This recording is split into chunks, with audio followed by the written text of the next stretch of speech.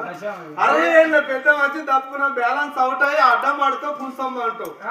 నువ్వు ఇట్లా ఇట్లా ఊగి ఊగి కింద పడ్డావు అనుకో, పెద్ద బొక్క తిరుగుతే అతుకుతుందా? అందుకని నిమ్మలాగా కూకున్నాక నీ ఏ ముచ్చట గాని నాతో చెప్తూ గాని నిమ్మలాగా కూకోమంటారా? ముసలాన్ని బాగానే ఉన్నాడు, మంచోడు ఉన్నట్టున్నది. తుప్పుల మీద పడతాడు, దూరం ఉన్నా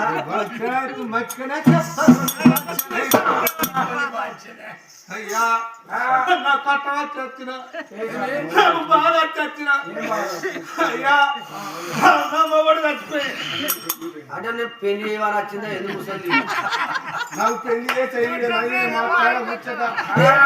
మరి నా మొగడు చచ్చిపోయి 30 ఏళ్ళు అవుతుంది బిడ్డ అంటే పెళ్లి చేయమంటారా ముసలి? అట్లా కాదు బిడ్డ, నా భర్త చచ్చిపోయింది ఇప్పటికి 30 ఏళ్ళు అవుతుంది. నాకు ఇద్దరు కొడుకులు.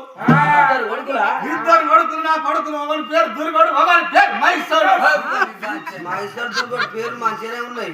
బిడ్డ ఇన్ని రోజులు వచ్చి ఇంత కైకి పోయో ఇంత పింఛన్ పైసలు తోట ఇంత తిరిగి బతికిన కానీ సాధన తెలియదు. ఎవరికైనా సాధన అయితే ఏడున్న పాన అచ్చేడుకుండే, అచ్చేడున్న బలం 7 ఉండదు.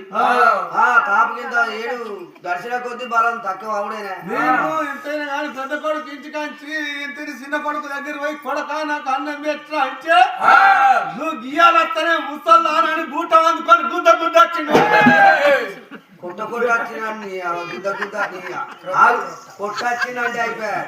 బూట అందుకొని ఇట్లా నన్ను కొట్టచ్చి ఎందుకు ఎందుకు కొడతాను రా నేనంటే ఇంకా ఎక్కువ రోజు 4 రోజులు అన్నింటికాడ ఎందుకు ఉన్నావు, అన్నకేమో ఇచ్చేప్పటికే ఉన్నావా అని వాడు అన్నాడు. బిడ్డ వాని ఇంటికాడ 4 రోజులు ఎక్కున్నావు అంట.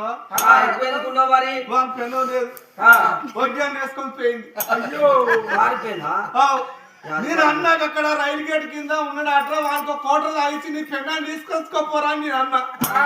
అవ్వానేది గిట్టుండాలి, కోడలని కట్టుండాలి.